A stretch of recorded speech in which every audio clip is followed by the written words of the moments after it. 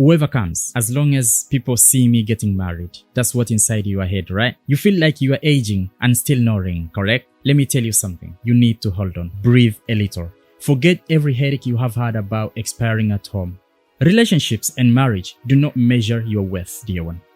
This is the right time to stop losing your inner peace and start giving yourself a serious strength.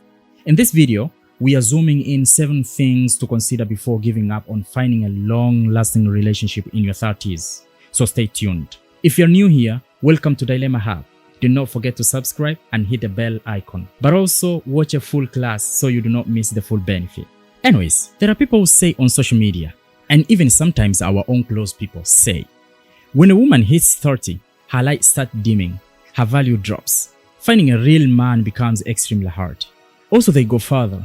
They say, when a man hits 30 plus, raising his children will be challenging. Some joke that his kids will call him grandpa. The first thing to do, look at yourself in the mirror. Yes, it is possible that during the time you have hit 30 plus, you have been carrying things in your mind that you created back when you were in your 20s. Or sometimes the society pushed them onto you. Maybe you dreamt of a person who must earn a certain salary, must have a certain body shape, must be classy, must have a certain degree or job title, must love hiking, traveling, even eating lunch out, must be somebody that people envy. I don't know, maybe you had even higher ambition than that. But here is the question. These platinum qualities don't guarantee quality, honesty, kindness, even true love in relationship. For example, it's possible you rejected good and kind people simply because they didn't meet your surface level checklist, right? And instead, you ran after toxic people because they looked attractive.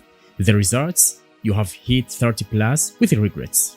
So what to do? That's the question. Look back at your past relationship or engagement experiences if you ever courted or were courted and it died. Write down 3 things that caused your relationship problems in your mind. For example, there was poor communication, dishonest, even emotional unavailability, hot and cold love. That means love bombed, then left. Also write down things that brought you happiness. They had good sense of humor. They loved and valued your close people. They showed up during tough times, even for a long while. Every kind of kindness. And you left them because they were too local. Not flashy enough. Sorry, I spoke the truth. Use the algorithm to find the right person. To summarize, before you panic searching for the right one in your 30s, first know yourself. Where you went wrong, where you need to fix things, and know the real criteria for finding someone for a long-lasting relationship. Otherwise, you might end up in marrying a beast in human form, or stay single forever because of the confusion instead of choice. Number 2, accept people's arrows and they hurt like crazy. You know that auntie won't leave you in peace. You will be hit with those questions until you collapse, and you know their questions. So why don't we see sign of a partner? What's the problem? Should we start praying for you? You start scratching your neck. I can imagine the pressure. Auntie's kids, uncle's kids, and even your younger ones, all of them married or engaged. But you remain waiting for a knock. You have become the family headline. Now let me tell you something that no one ever prepared you for. How to handle family and friend pressure without losing a single drop of your control. Let's start with the relatives' mini questions and how to dodge them. You often get questions like, when will you settle down? Looks like you don't want a family. Age doesn't go back, huh? Looks like you're too choosy. So and so's daughter just got married, and you know she's younger than you, huh? My child, I'm getting worried. What's wrong with you? Now, the most of these questions come from a place of love, but also from misunderstanding. They don't know what's really going on inside you. So how do you answer without starting drama or a fight? This is where you need to be careful. 3 answers that usually work well. Number 1, I really appreciate that you care, but if God decides to surprise me, you will be the very first to know. Then change the topic immediately. Number 2, I know you mean well for me, but to tell you the truth, this topic gives me a lot of mental stress. Can we talk about another thing, please? Last answer, honestly, I'm okay. I'm fine where am I? I'm not in any rush. If the right person shows up by God's grace, I'm ready. Remember to smile and be gentle when you answer like that. Number 3, play like a commando. A commando doesn't accept defeat. He doesn't get stressed by the size of the army. He changes tactics. He surrenders or runs only when tactics fail. The same applies to you. Someone 30s plus and still single? The issue here is not to stop searching or listening to those who admire you. It is to change your method of searching or listening to those people. I'm about to give you those tactics. Method number 1. Put superficial things aside. Look at the core qualities. Before you accept or follow someone because they flashed money or beauty, ask yourself, do they have vision for the future? Do they value me?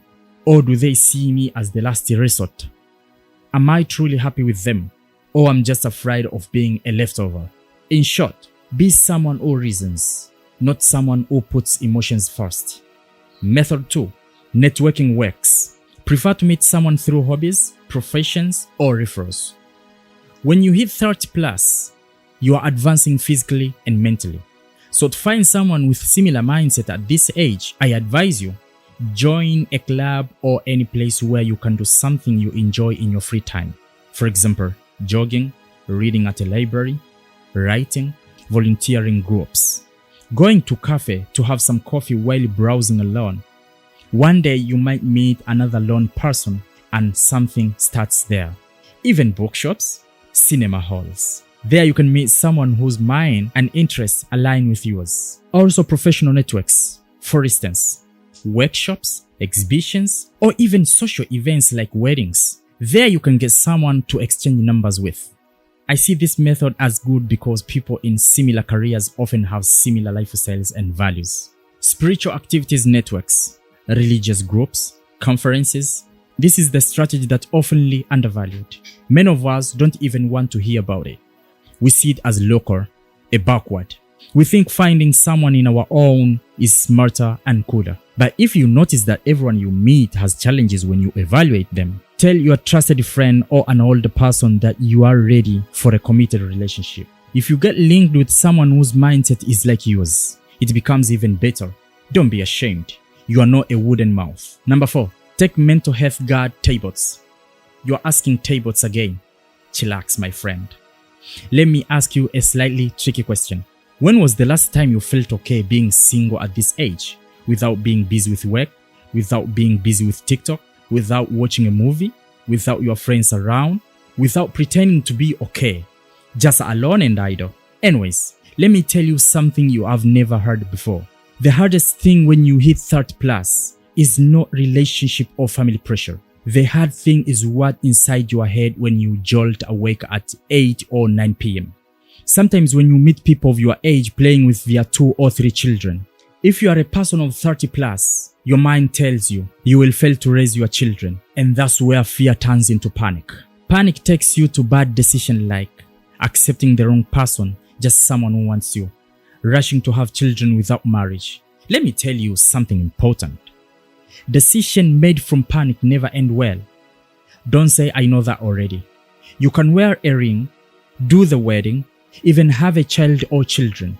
Then 5 years later, you are living with someone you don't even love. This is where drama and trouble begin. Why do I say so? Protecting your mental health is more important than you think. Number 5, time to plan your army. Being single doesn't mean you don't plan. You will just find it with someone else or do things after you get a partner. If you are living alone, you have freedom over your spending and decision, right? But at the same time, 3 big plans concern you: your finances, your projects, your direction towards family.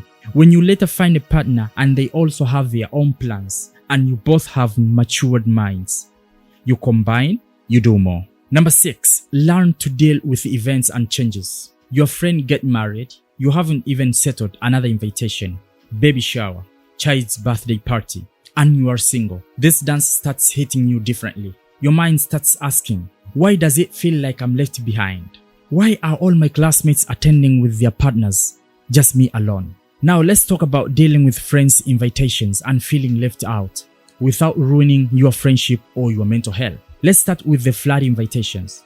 Make sure you go with all strength and cheer, but also it's allowed to say I can't make it without writing a long essay of excuses. Just a simple statement like I'm happy and grateful for the invite, but I cannot attend it. I will contribute and bring a gift tomorrow. Because not every event requires your physical presence. But number 2, changes in your friendship. Friends with new marriages or children may have less time. So if you text and they reply late, don't feel like they have started excluding you. That is just real life. Number 7, challenge the idea that marriage completes you.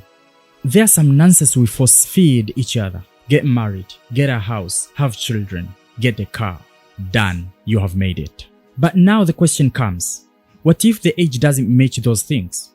What if being 30 plus isn't the sun setting, but it's the sun rising?